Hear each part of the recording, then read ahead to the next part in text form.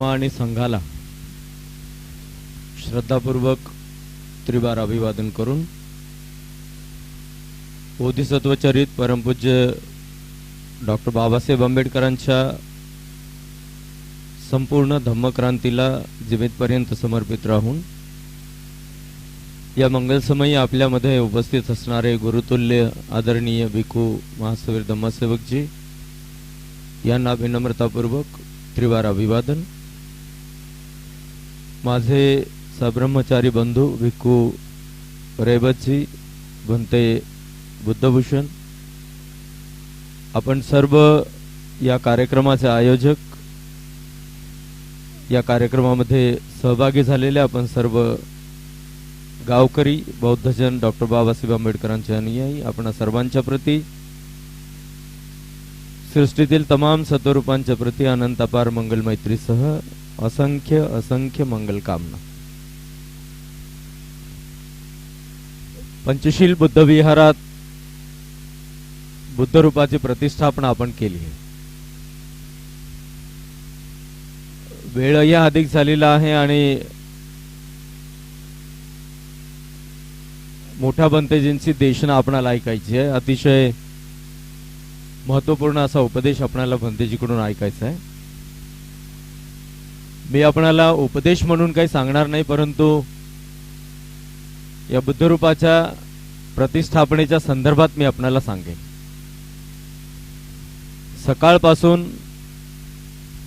हा बुद्धरूपाच्या प्रतिष्ठापनेचा कार्यक्रम आपण आयोजित केला, त्या संदर्भात ज्या गोष्टी तुम्हाला न कळलेल्या आहेत त्या मी तुम्हाला सांगण्याचा प्रयत्न करतो। त्याआधी हे जे बुद्धरूप तुमच्या विहाराला प्राप्त झालेला आहे, मागील 2 वर्षाच्या आधी म्हणजे कोरोनाच्या आधी मला या गावामध्ये येण्याची संधी मिळाली। श्रीमती विठाबाई धुताडे काय त्यांचं नाव आहे, त्यांच्यामुळे मी ज्या ठिकाणी राहतो एक परिवार, शिराढोणकर परिवार, त्यांचे ते कुटुंबीय आहेत आणि त्यांच्यामुळे वडगावामध्ये येण्याची मला संधी मिळाली। विठाबाई धुताडे यांचं म्हणणं होतं की मी जिवंत असेपर्यंत या बुद्धविहाराला एक बुद्ध मूर्ती कोणतरी आणून द्यावी। आमच्या गावात बुधवाड्यामध्ये बुद्धाचे घर फार कमी आहे आणि चांगली मूर्ती विकत घेण्याची आमची ऐपत नाही। तर मी त्यांना त्यावेळेला शब्द दिला होता की मी तुमच्या गावाला बुद्ध मूर्ती आणून देण्याचा प्रयत्न करतो। मधले 2 वर्ष कोरोनामुळे गेले आणि आता ही संधी आपल्याला, तुम्हाला, मला ही संधी मिळाली। खरं तर याचं पूर्ण श्रेय तुम्हाला आश्चर्य वाटेल, ही बुद्ध मूर्ती किती पैसे देऊन आणली हे महत्वाचं नाही। बुद्ध मूर्ती देत असताना देणाऱ्याची जी श्रद्धा आहे, ही बुद्ध मूर्ती आपल्यापर्यंत आली त्यांचा असणारा जो विश्वास आहे तो महत्वपूर्ण आहे। ही बुद्ध मूर्ती अमेरिकेमध्ये राहणाऱ्या उपासकांच्या मदतीने आपणाला दान मिळाली आहे। तुम्हाला विश्वास होत आहे का? अमेरिका कुठे, आपलं गाव कुठे, किंवा त्यांना तुम्ही पाहिलंय का, त्यांनी तुम्हाला पाहिलंय का? तुमच्या दोघांच्या मध्ये मी एक माध्यम ठरलो। माझा उद्देश त्यांच्यामध्ये आणि तुमच्यामध्ये हा संयोग घडून आणण्याचा जो होता तो माझ्यासाठी असलेला स्वार्थ होता, किंवा मी जो निर्णय घेतला अधिकाधिक लोकांना बुद्ध धम्म आणि संघाचा परिचय करून देण्याचा, बुद्ध धम्म आणि संघाबद्दल जाणीव करून देण्याचा, त्यातून एक संधी मिळाली। इथं बुद्ध विहार तयार होतं आणि बुद्ध मूर्ती देणारे सुद्धा दायक, जे दानदाते होते, ते तयार होतं। बुद्ध मूर्ती आपणाला मिळाली। मी सुरुवातीपासून मी तुम्हाला सांगतोय, मला या ठिकाणी वडगाव मध्ये सर्वात पहिल्यांदा घेऊन आले आमचे सिराढोणकर गुरुजी, आणि ते तुमच्या गावातली एक लाडकी परी ती तुमची सगळ्यांची लाडकी परी, आणि ती मला पहिल्यांदा भेटली. खरं तर विठाबाई आणि परी या दोघांच्यामुळे वडगावमध्ये मी अधिक आकर्षित झालो. बुद्धमूर्ती देण्याचा जो मी ध्यास धरला, मी त्या अमेरिकेच्या उपासकांना सांगितलं होतं की अशी अशी एक छोटीशी मुलगी आहे, तिचा एक व्हिडिओही मी केला होता आणि त्यांना तो पाठवला. तर ते म्हणाले 20 लाख लागू की 40 लाख रुपये लागू, तिला जर दवाखान्यामध्ये दुरुस्त करायचं असेल तर आम्हाला सांगा, आम्ही तिला लागेल तेवढे पैसे लावायला तयार आहोत. त्या परीच्या मायबापाला मी सांगितलं तसं, पण ते म्हणाले तसा इलाज होत नाही, परंतु तो प्रयत्न यापुढे सुद्धा आम्ही करणार. मी स्वतः तिला औरंगाबादला घेऊन जाणार आहे. त्यांनी तसं आश्वासन दिलं, त्यांनी ते सांगितलंय. म्हणजे हे करण्याचा हेतू काय? आता डॉक्टर साहेबांनी आपल्या भाषणामध्ये सांगितलंय की बुद्धत्व अंगीकारणं, बुद्धत्वाला आत्मसात करणं म्हणजे काय? बुद्धत्व सेवेचं एक फार मोठं प्रतीक आहे. सेवा म्हणजे बुद्ध, सेवा म्हणजे बुद्ध. हा जो 5 रंगाचा ध्वज आपल्या समोर आहे की नाही, हे 5 रंग आपणाला बुद्धत्वाची ओळख करून देतात, जी बुद्धत्वाची महानता. बुद्ध महान आहेत. तुम्ही म्हणाले, मी म्हणालो म्हणून बुद्ध महान होणार नाहीत. भगवान बुद्ध की जय आपण म्हणालो म्हणून भगवान बुद्धाचा विजय होणार नाही. बुद्ध महान आहे. मग ही बुद्धत्वामध्ये असणारी महानता काय आहे? या 5 रंगामध्ये बुद्धाची श्रेष्ठता वर्णन केली आहे, ज्याला धम्मध्वज आपण म्हणतो. त्यामध्ये असलेला निळा रंग जो आहे, आता मी तुम्हाला जर विचारेल, मगाशी मी तुम्हाला म्हणत होतो काही महिला, काही मुली, मुलं ते निळे फेटे बांधायला गर्दी करत होते पैसे देऊन.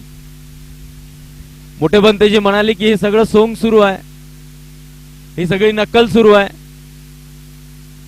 आणि ही नक्कलच आहे, ही फार मोठी नक्कल आहे, हे मोठं सोंग आहे. बनतेजी म्हणाले की शिवाजी महाराजांच्या नावानं भगवे फेटे बांधायचे, बाबासाहेबांच्या नावानं निळे फेटे बांधायचे, अजून कोणाच्या नावानं कोणते तर कोणाच्या नावानं कोणते फेटे बांधायचे. यातून काय साध्य होत आहे? तुम्ही सगळ्यांनी, ज्यांनी, काही मुलींनी, काही मुलांनी, काही महिलांनी पण ते फेटे बांधले होते. तुम्हाला ठाऊक आहे का निळ्या रंगाचा फेटा का बांधायचा? तुम्ही हिरव्या रंगाचा का नाही बांधला? काय हिरवा रंग आपल्या शरीरावर आला म्हणजे काय आपल्याला काय टोचणार आहे का? लाल रंगाचा फेटा का नाही बांधला तुम्ही? भगव्या रंगाचा का नाही बांधला? जेवण करत असताना तुमच्या ताटात पदार्थ आहे, बरोबर आहे की नाही? गोड पदार्थ एका वाटीत आहे, तिखट एका वाटीत आहे, आंबट एका वाटीत आहे, सपक एका वाटीत आहे, रायतं एका वाटीत आहे. हे खात असताना कोणता पदार्थ केव्हा खायचा हे ठरवून तुम्ही खात असता की नाही? म्हणजे तुमच्या ताटात असलेला गुलाबजामुन तुम्ही तोंडी लावता का? तोंडी लावतात काय? रायतं, बरोबर आहे की नाही? म्हणजे ही अक्कल आपणाला आहे, हे आपणाला कळतं की आपण खाण्याच्या वस्तू कोणत्या वस्तू केव्हा खाव्यात. ज्याप्रमाणे आपल्या ताटात असणाऱ्या वस्तू किंवा तुमच्या अंगावर असणारे पेहराव, कोणत्या वेळेला कोणते पेहराव आपण घातले पाहिजे, कोणत्या वस्तू कोणत्या वेळेला खाल्ल्या पाहिजे, हे जसं आपणाला कळतं तसं आपणाला हे कळायला हवं की आपण निळ्या रंगाचा फेटा डोक्यावर का घेतला. मी त्या पोराला एकदा माणुसकीने इथे येऊन मनाई केली होती की गर्दी होत आहे आणि मिरवणुकीला उशीर होत आहे. त्यानं ऐकला नाही. मी त्याची ती फेट्याची पिशवी घेऊन आलो इकडे.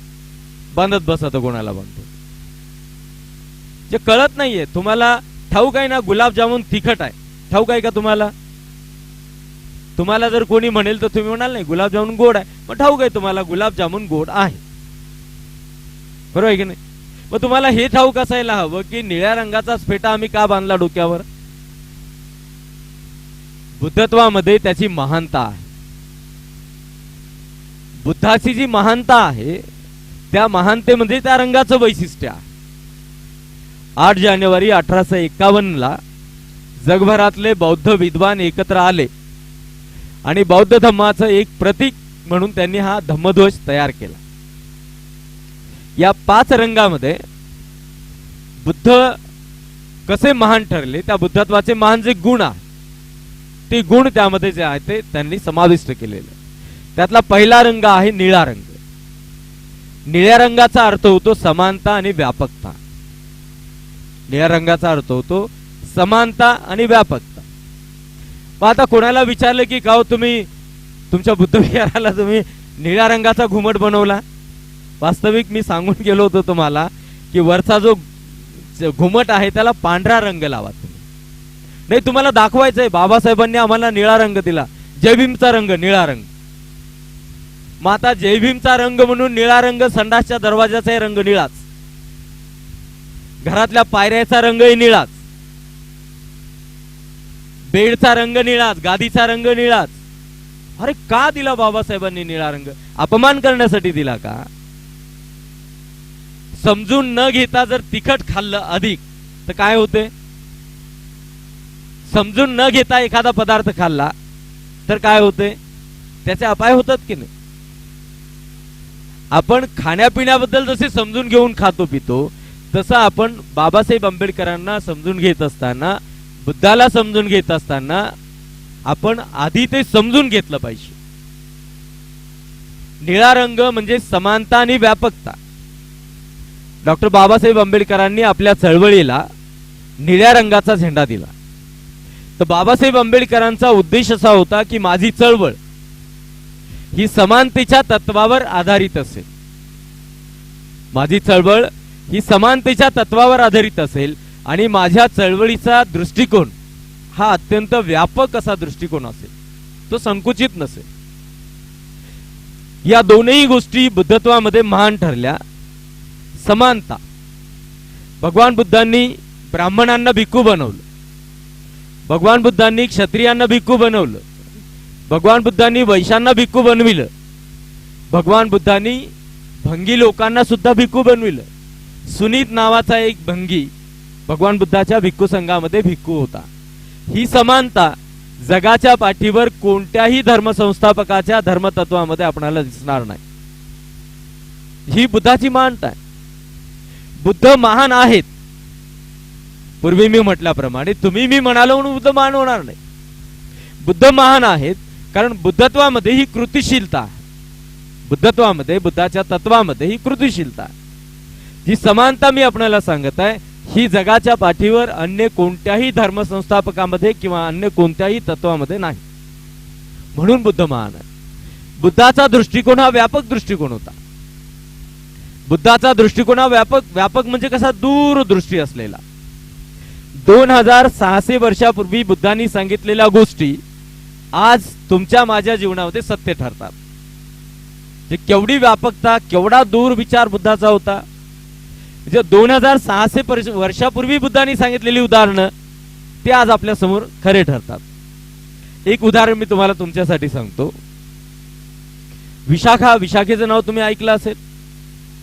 विशाखेच्या लग्नाच्या आधी विशाखेचे वडील भगवान बुद्धाकडे घेऊन गेले आणि भगवान बुद्धाला म्हणाले की भगवान, माझ्या या मुलीचं लग्न काही दिवसांनी होणार आहे, तिनं वैवाहिक जीवन कसं जगावं, तिनं संसार कसा करावा, त्याबद्दल आपण थोडासा मार्ग सांगा. आणि भगवान बुद्धांनी विशाखेला सांगितले की विशाखे, सासरी नांदत असताना तुला काही धर्माचं पालन करावं लागेल, काही गोष्टी तुला धारण कराव्या लागतील. कोणत्या गोष्टी? मी त्या सर्व सांगणार नाही, त्यातील एक प्रमुख गोष्ट सांगतो. बुद्ध म्हणाले, विशाखे, ज्या सासरी तू संसार करशील, जिथे नांदत असतील, त्या ठिकाणी नांदत असताना तुला एक गोष्ट जपावी लागेल, ती अशी की घरातली आग बाहेर जाणार नाही आणि बाहेरची आग घरात येणार नाही, याची तुला पावला पावलावर दक्षता घ्यावी लागेल. बुद्ध माणसापासून दूर नाहीत. बुद्ध माणसातच आहेत, बुद्ध माणसातलेच आहेत. बुद्ध काय अवतार नाहीत. आणि मग जर बुद्ध माणसातलेच आहेत तर बुद्ध माणसाच्या जवळच आहेत, तर बुद्ध माणसाच्या उद्धारासाठी, माणसाच्या विकासासाठी, माणसाच्या सुखासाठी, हितासाठी मार्ग सांगतात. तर विशाखेला बुद्ध म्हणाले, नांदत असताना तू याची खबरदारी घे की घरातली आग बाहेर जाणार नाही आणि बाहेरची आग घरात येणार नाही. आपल्या ढोबळ भाषेमध्ये त्याचा अर्थ असा होतो की सासरी नांदत असताना तू याची खबरदारी घेतली पाहिजे की सासरच्या गोष्टी तू माहेरी आणू नको आणि माहेरच्या गोष्टी तू सासरी नेऊ नको. बुद्ध इशारा देतात की ज्यामुळे तुझ्या सांसारिक जीवनामध्ये सासरच्या कुटुंबामध्ये मतभेद निर्माण होतील, कलह निर्माण होतील आणि कुटुंब विभक्त होईल, कुटुंब वेगळं होईल. तर बुद्ध एकत्रित कुटुंबाचा पुरस्कार करणारे होते. कुटुंबात जेवढे अधिक लोक एकत्र असतील तेवढा त्या कुटुंबाचा सन्मान अधिक असेल अशी दृष्टी बुद्धाची होती, असा मार्ग बुद्धांनी सांगितला. पण आता ही गोष्ट बुद्धांनी 2600 वर्ष आधी विशाखेला सांगितली. पण आज तुमच्यामध्ये घडणाऱ्या गोष्टी बुद्ध सांगतात त्याप्रमाणे घडतात. नव्यानं सासरी नांदायला गेलेल्या पोरी 2-3 महिने सासरी नांदून आल्या आणि माहेरी आल्या की माहेरी आल्यावर सासरच्या गोष्टी सांगतात, मायबापाला सांगतात, मित्रमैत्रिणींना सांगतात, शेजाऱ्यांना सांगतात, भावा बहिणींना सांगतात, सांगत असतात सासरच्या गोष्टी. माझी सासू अशी, माझा सासरा तसा, माझा दीर असा, माझी बासरी तशी, माझी ननद अशी, माझा दीर असा, असं म्हणून सासरच्या गोष्टी. म्हणजे बुद्ध म्हणाले घरातली आग बाहेर नेऊ नको.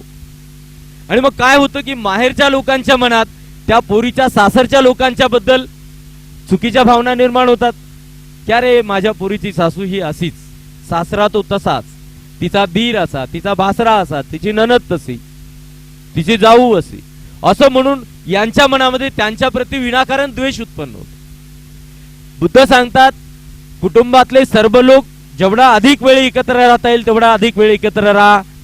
पण आजकालचे मायबाप ज्या पोरी सासरच्या कथा माहेरी सांगतात त्या पोरींना म्हणतात की आता तुला आम्ही तिथं पाठवणार नाही, जावई तुला घेऊन वेगळा राहत असेल तर ₹1,00,000-2,00,000 त्याला मदत करतो, पण आता तू त्या सासू सासऱ्यामध्ये राहायचं नाही. म्हणजे बुद्धांनी सांगितलं त्याच्या विरोधात आपण वागतो. का बरं? तर बुद्धाचा व्यापक दृष्टिकोन आपल्याला कळला नाही. निळ्या रंगाचा अर्थ आपल्याला कळला नाही. निळ्या रंगाचा अर्थ व्यापकता आणि समानता असं होतो. जे बुद्ध महान आहेत कारण आज घडणाऱ्या घटना 2600 वर्षापूर्वी बुद्ध सांगतात म्हणून बुद्ध महान आहे. बरं आहे की नाही? धम्मध्वजाचा, पंचशील ध्वजाचा, पंचरंगी ध्वजाचा विजय असं आपण म्हणतो की नाही? का म्हणतो आपण? तर त्यामध्ये जी महानता आहे, हा निळा रंग ध्वज म्हणून आकाशामध्ये आपण फडकवला बाबासाहेब आंबेडकरांच्या चळवळीचं प्रतीक म्हणून. धम्मध्वज आकाशामध्ये फडकवला तो बुद्धत्वाचं प्रतीक म्हणून. त्यामध्ये असलेला दुसरा जो पिवळा रंग आहे तो पावित्र्याचं प्रतीक आहे. त्यामध्ये असलेला लाल रंग आहे तो गतिशीलता आणि दृढनिश्चयाचं प्रतीक आहे. त्यामध्ये असलेला पांढरा रंग स्वच्छतेचं प्रतीक आहे, शुद्धतेचं प्रतीक आहे. आणि त्यामध्ये असलेला सर्वात शेवटचा रंग जे केशरी रंग त्याग आणि सेवाभावाचं प्रतीक आहे. मी आपल्याला हे उदाहरण सांगत असताना हे सांगत होतो की मनुष्याने मनुष्याची सेवा करावी, यामध्ये बुद्धत्व आहे, यामध्ये बुद्धाचं दर्शन आहे. आणि बुद्धत्वाचं प्रतीक असलेला धम्मध्वज आकाशात फडकवल्यानंतर जी मिरवणूक आपण आपल्या पंचशील बुद्ध विहारामध्ये घेऊन आलो, मिरवणूक आणल्यानंतर आपण सर्व आपापल्या ठिकाणी अनुमोदन करून त्या बुद्धरूपाचा सन्मान करू लागलो. बुद्धरूप आपणाला प्राप्त झालं त्याचा अनुमोदन आपण करू लागलो. अमेरिकेत बसलेले एवढ्या दूर अंतरावर असणारे ते लोक आपण एवढ्या मोठ्या संख्येने निर्मळ मनानं आपल्या पवित्र हृदयातून जर भावना रूपाने त्या बुद्धरूपाचं अनुमोदन केलं तर अमेरिकेतून दान देणाऱ्या त्या उपासकांना त्या दानाचं पुण्य प्राप्त होतं. आणि ही संधी आपल्याला मिळाली.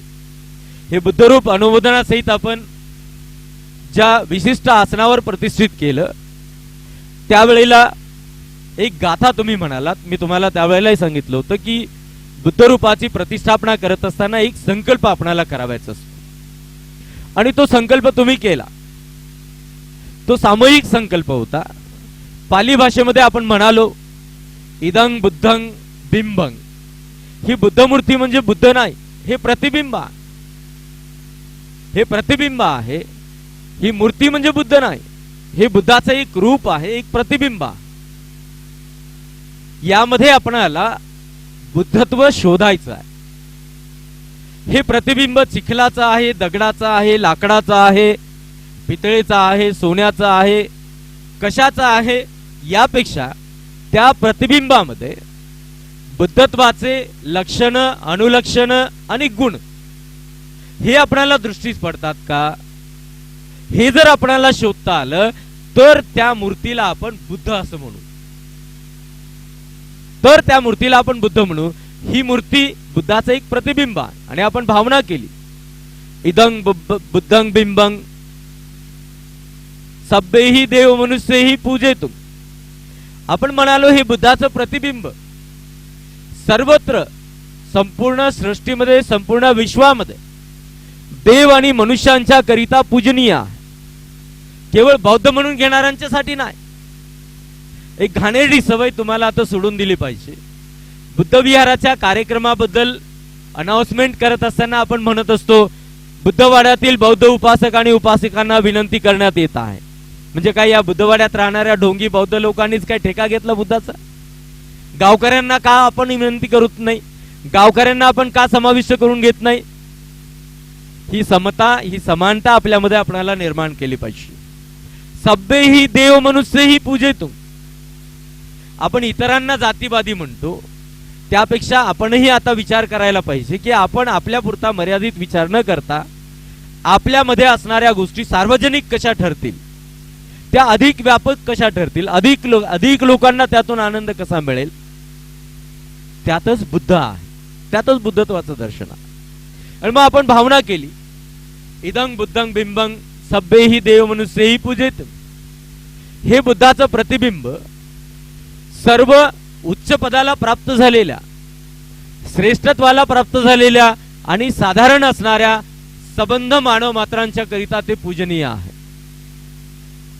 काय म्हणालो आपण? हे बुद्धाचं प्रतिबिंब सर्व देव आणि मनुष्यांच्या करिता पूजनीय आहे. इमस्मिन् विहारे प्रतिष्ठापयामि. आम्ही या विहारात ते प्रतिष्ठापित करीत आहोत. ही भावना आपण केली बुद्ध रूपाची प्रतिष्ठापना करत असताना. इमस्मिन् विहारे प्रतिष्ठापयामि. या विहारात आम्ही ते प्रतिष्ठापित करीत आहोत. कशा करिता? कशा करिता? इदं मे पुण्यं बोधिज्ञानं पटिलाभाय संवत्ततु. आपण सर्वांनी सामुदायिक अशी भावना केली की आम्ही जे हे करत आहोत, बुद्धाचं प्रतिबिंब जे आम्ही इथे या विहारामध्ये प्रतिष्ठापित करीत आहोत, हे आमच्या करिता पुण्यकर्म आहे. पुण्यकर्म म्हणजे कुशल कर्म. पुण्यकर्म म्हणजे कुशल कर्म. कुशल कर्म म्हणजे मनाला आनंद देणारे कर्म.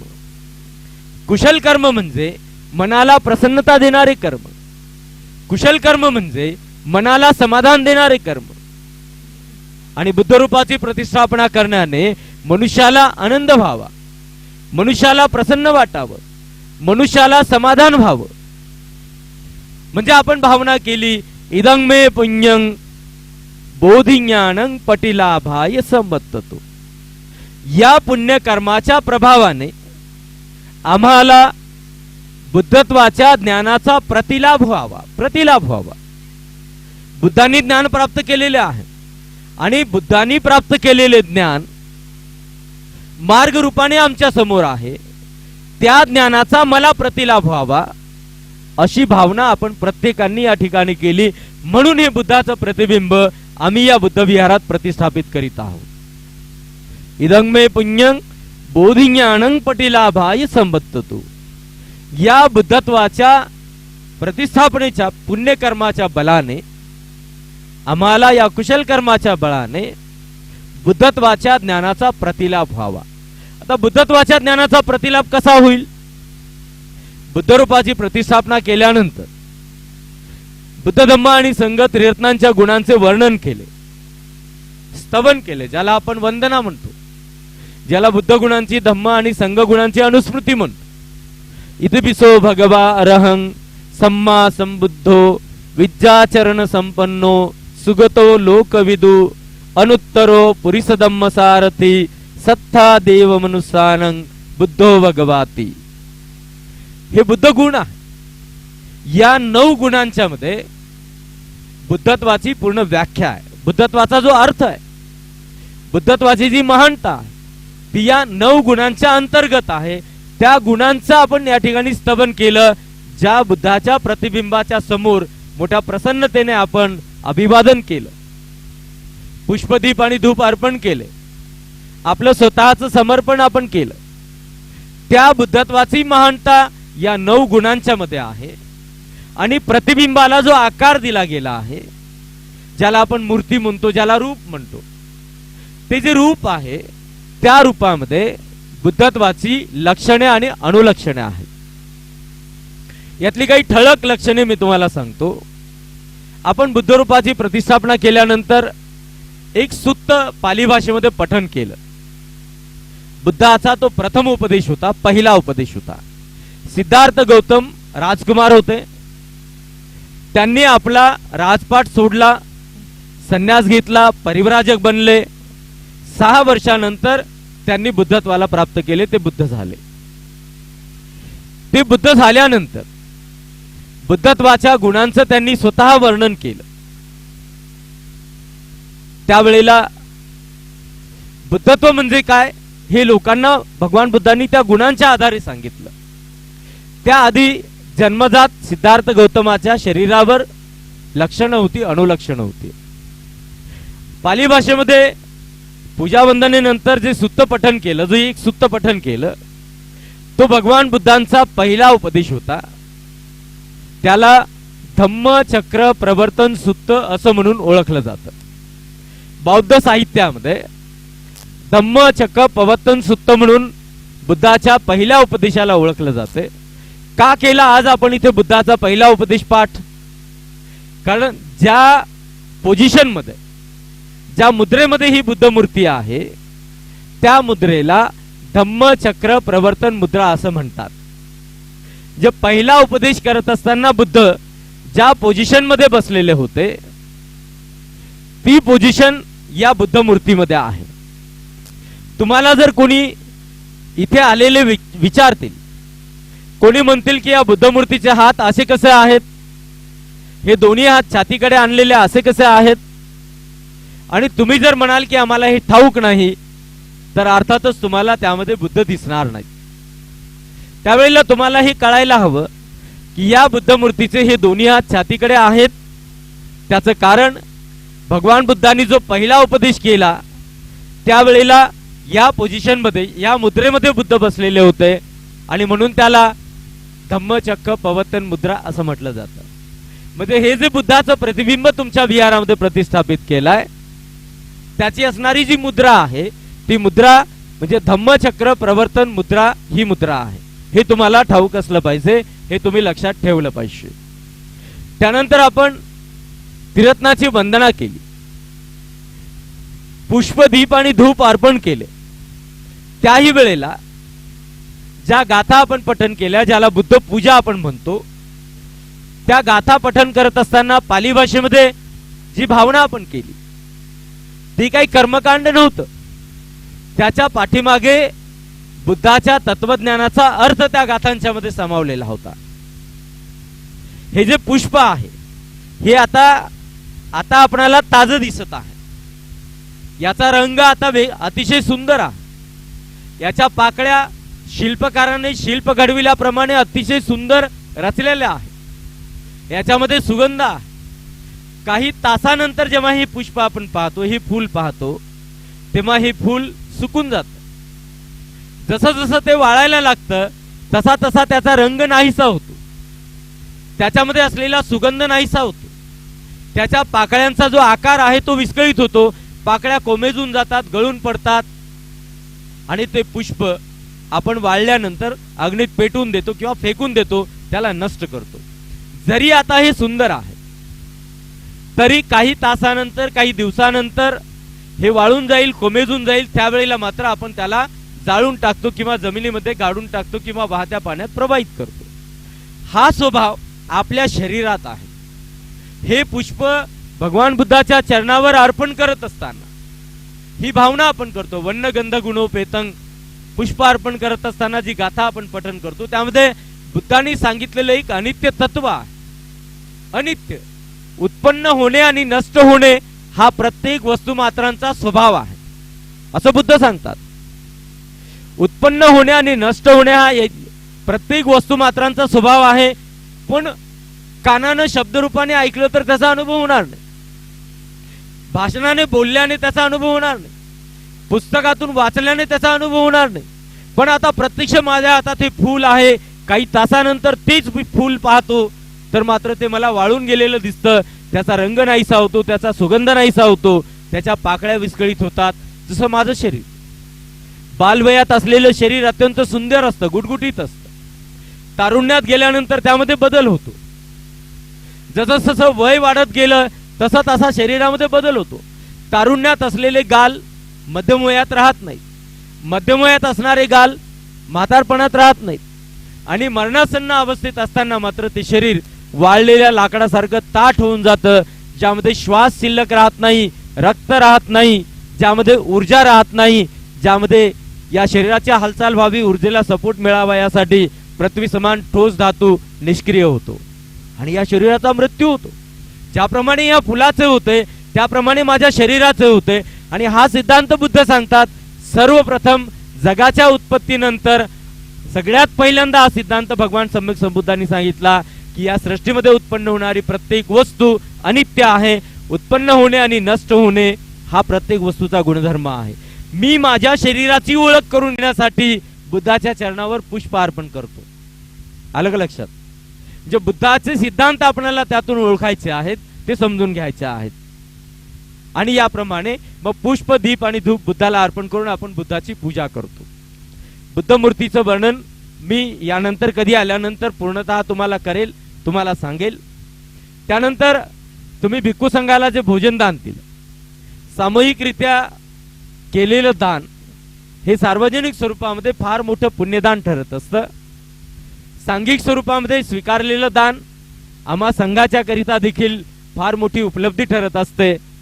देणारा निर्मळ मनाने दान देतो आणि स्वीकारणारा तेवढ्याच निर्मळ मनाने जर त्याचा स्वीकार करतो तर मग मात्र दोघांनाही, देणाऱ्यांना आणि स्वीकारणाऱ्यांना सुद्धा त्या दानाची फलश्रुती प्राप्त होत असते. मूर्ती दान स्वरूपात आपल्याला मिळाली. एक गोष्ट मी आपल्याला सांगतो की तुम्हाला आज मी फार काही सांगणार नाही, मोठ्या भंतेचं प्रवचन ऐकायचं मी नंतर येत राहील. बुद्धाचं अनुसरण करण्याचा प्रभाव कसा आहे, बुद्धाचा मार्ग ज्याला कळला त्याच्या जीवनात किती प्रचंड बदल होतो. तुमच्या समोरचं एक उदाहरण थोडंसं काळजीपूर्वक ऐका. तुमच्या समोर बुद्धाला शरण जाण्याने, बुद्धाचं अनुसरण करण्याने माणसाला केवढा प्रचंड लाभ होतो आणि माणसाला काय मिळतं, मी त्याचं एक उदाहरण तुम्हाला सांगतो. या विठाबाईचा पुतण्या, बहिणीचा मुलगा दीपक, तुम्हाला माहित असेल, सगळ्यांना, बऱ्याच जणांना त्याची ओळख आहे. मी असं ऐकलं की एकदा म्हणे दीपक विठाबाईच्या कोठ्यात दारू पिऊन 3 दिवस लोळत राहिला होता. अन्न खात नव्हता, जेवतही नव्हता, पाणी पित नव्हता, उठतही नव्हता. 3 दिवस वडगावात विठाबाईच्या कोठ्यात दारू पिऊन पडून होता. दीपक जेव्हा बुद्धाच्या मार्गावर लागला तेव्हा दीपक मध्ये झालेलं जे परिवर्तन आहे ते तुम्हाला सांगत असताना फार कमी वाटत. बहिणीची ओळख होती पण विठाबाईची आणि माझी काही ओळख नव्हती. मी त्यांना एखादी वेळा पाहिलं असेल आणि त्यांनी एकट्याने मला बोलण्याची हिंमत केली नाही. त्यांनी दीपकला पुढे केलं आणि सांगितलं की बंतीजीला मन आमच्या गावात एक बुद्ध मूर्ती आणून देण्यासाठी. आणि दीपकने येऊन मला सांगितलं. मी दीपकला पहिल्या शब्दात म्हणालो की चल आपण त्या गावात जाऊ आणि ते गाव पाहू, आपण नंतर ठरवू. एका शब्दात मी दीपकचा तयार झालो. म्हणजे एकेकाळी असा असणारा दीपक, त्याचा एक शब्द, त्याला मला आग्रह करण्याची गरज पडली नाही. दीपकनं फक्त एकदा मला बोलून दाखवलं की मावशीच्या गावात बुद्ध मूर्ती द्यायची आहे बंतेजी, आणि काही करा पण त्या गावाला बुद्ध मूर्ती द्या. मी म्हटलं चल आजच आपण जाऊ. आणि त्याच दिवशी आम्ही मोटरसायकल घेऊन वडगावात आलो. म्हणजे दीपकच्या सांगण्यावर मी तुम्हाला बुद्ध मूर्ती आणून दिली. म्हणजे दीपक एकेकाळी बुद्ध मार्गाला सोडलेला असणारा तरुण माणूस हा कसा होता आणि आज तो बुद्ध मार्गामध्ये गेल्या 5 ते 6 वर्षापासून, गेल्या 6 वर्षापासून सातत. मी तुम्हाला अजून एक गोष्ट आवर्जून सांगतो की मी ज्या बुद्ध विहारात राहतो, काम करतो, त्या बुद्ध विहाराची चाबीच दीपककडे देऊन टाकलेली आता. म्हणजे एवढ्या मोठ्या नगरामध्ये दीपक सारखा दुसरा माणूस आता कोणी बुद्धविहार सांभाळणारा मला दिसला नाही. मी दीपकची स्तुती करत आहे ती फुकट नाही. मला तुम्हाला हे लक्षात आणून द्यायचं होतं की बुद्ध मार्गाचं अनुसरण करण्याने माणसामध्ये किती प्रचंड बदल होतो. आता दीपक मध्ये झालेला बदल हा पुन्हा त्याच्या हातून सुटणार नाही. आता मात्र तो पुढे पुढेच जाणार. आता तो जे काही काम करेल, जे काही कर्तव्य तो करेल, त्यामध्ये त्याचे बुद्ध धम्म आणि संघाचे आचरणच असेल. त्यामध्ये त्याचा स्वार्थ नसेल. तो ग्रस्त जरी असेल तरी मात्र तो निस्वार्थीपणाने जीवन जगेल आणि निश्चितपणे तो तसाच जगेल. बुद्धत्वाला आधार मानून, धम्माचा मार्ग अनुसरण करून, संघाला श्रेष्ठ मानून, त्रिरत्नांचे अनुसरण करण्याने माणसामध्ये होणारा हा प्रचंड बदल आणि त्याचं तुमच्या समोर असलेलं दीपक शिराडोणकर नावाचं एक उदाहरण, त्याच्या माध्यमातून तुमच्या वडगावच्या पंचशील बुद्ध विहारामध्ये हे जे बुद्धरूप आपणाला दान मिळालंय, देणारे दानदाते धन्य झाले असं स्वतःला समजतात. मी मिरवणुकीबरोबर त्यांना एक कॉल केला होता आणि मिरवणुकीचे काही फोटो आणि मिरवणुकीत असलेली बुद्धमूर्ती, बुद्ध विहाराचा फोटो आल्याबरोबर त्यांना पाठवला आणि त्यांनी त्यांचा मेसेज पाठवला. उन्हाळा नसता तर ते लोक स्वतःच्या खर्चाने अमेरिकेत आले असते, इथे आले असते, वडगावात आले असते. मागच्या वर्षी तर तुम्ही नव्हतं, शिल्डत नव्हतं. मागच्या वर्षी एप्रिल महिन्यात वारंगा फाट्याजवळ येडशी नावाचं एक गाव आहे. येडशीला बुद्धमूर्ती त्यांनी दान केली. त्या ठिकाणी ते एप्रिल महिन्यात आले होते. हदगाव रोडला चिंचगावान एक गाव आहे, त्या गावात ते आले होते.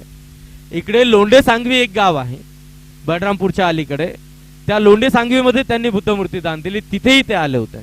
म्हणजे आजही ते आले असते, पण मी त्यांना सांगितलं की इकडचं तापमान आज अधिक आहे, फार मोठ्या प्रमाणात आहे आणि ते त्यांना सहन होणार नाही, त्यामुळे ते येऊ शकले नाही. तर निश्चितच या बुद्धरूपाला प्राप्त केल्यानंतर हे बुद्धरूप दान देत असताना त्यांना ज्याप्रमाणे धन्य वाटले, अगदी त्याचप्रमाणे हे बुद्धरूप प्राप्त करत असताना तुम्हालाही धन्य वाटावं. यापुढे तुमची जबाबदारी आता मोठी आहे. दररोज नियमितपणे तुम्हा सर्वांना एकत्रित येऊन सामूहिक स्वरूपात या बुद्धविहारात वंदनेची एक वेळ तुम्ही निश्चित केली पाहिजे आणि सर्वांनी एकत्रित येऊन रोज नीतिनियमाने बुद्धवंदना तुम्ही या ठिकाणी जयंती घेतली पाहिजे. एक वेळ निश्चित करा. महिलांनीच नाही तर पुरुषांनी सुद्धा इथे आलं पाहिजे. पुन्हा एक महत्वपूर्ण गोष्ट, बुद्धविहारात आल्यानंतर तुम्ही आपापल्या घरून मेणबत्त्या अगरबत्त्या घेऊन येत असता. प्रत्येकाने तिथे मेणबत्ती आणि अगरबत्ती पेटवता कामा नये, तसे कोणी करू नये. तिथे बाजूला एक ट्रे ठेवा, एखादी टोपली ठेवा. तुम्ही आणलेल्या मेणबत्त्या अगरबत्त्या त्या टोपलीत ठेवा आणि केवळ फक्त पूजा वंदनेच्या वेळेला तो मेणबत्तीचा एक स्टँड पण मी आणलेला आहे, त्या स्टँडवर 3 मेणबत्त्या ठेवा आणि अगरबत्त्या लावा. बस एकाच वेळेला.